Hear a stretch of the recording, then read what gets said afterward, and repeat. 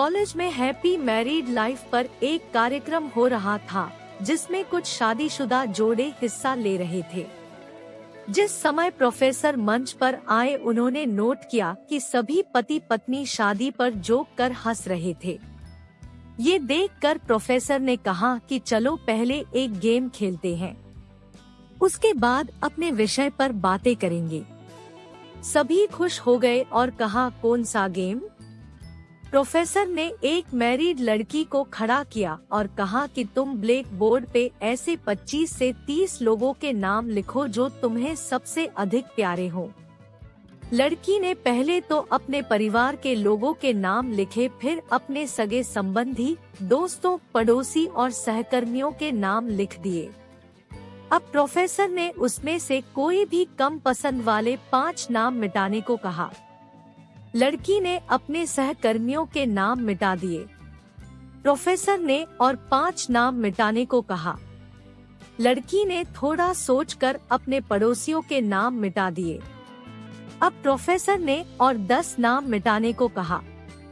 लड़की ने अपने सगे संबंधी और दोस्तों के नाम मिटा दिए।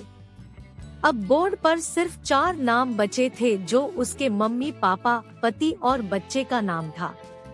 अब प्रोफेसर ने कहा, इसमें से और 2 नाम मिटा दो।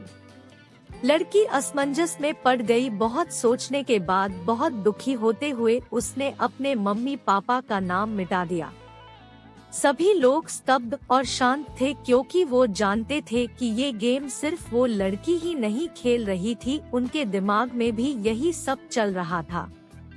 अब सिर्फ 2 ही नाम बचे थे, पति और बेटे का। प्रोफेसर ने कहा, और एक नाम मिटा दो।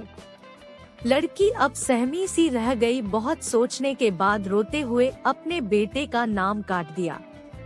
प्रोफेसर ने उस लड़की से कहा, तुम अपनी जगह पर जाकर बैठ जाओ, और सभी की तरफ गौर से देखा और पूछा, क्या कोई बता सकता है कि ऐसा क्यों हुआ कि सिर्फ पति का ही नाम बोर्ड पर रह गया?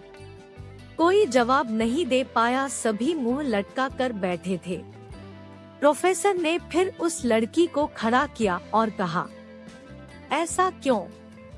जिसने तुम्हें जन्म दिया और पाल पोस कर इतना बड़ा किया, उनका नाम तुमने मिटा दिया, और तुमने अपनी कोख से जिस बच्चे को जन्म दिया उसका भी नाम तुमने मिटा दिया।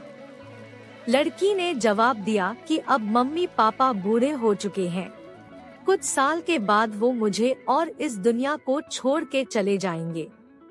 मेरा बेटा जब बड़ा हो जाएगा तो जरूरी नहीं कि वो शादी के बाद मेरे साथ ही रहे, लेकिन मेरे पति जब तक मेरी जान में जान है तब तक मेरा आधा शरीर बनके मेरा साथ निभाएंगे। इसलिए मेरे लिए सबसे अजीज मेरे पति हैं। प्रोफेसर और बाकी स्टूडेंट ने तालियों की गूंज से लड़की को सलामी दी। प्रोफेसर ने कहा, तुमने बिल्कुल सही कहा कि तुम और सभी के बिना रह सकती हो, पर अपने आधे अंग अर्थात अपने पति के बिना नहीं रह सकती है। मजाक मस्ती तक तो ठीक है, पर हर इंसान का अपना जीवन साथी ही उसको सबसे ज्यादा अजीज होता है।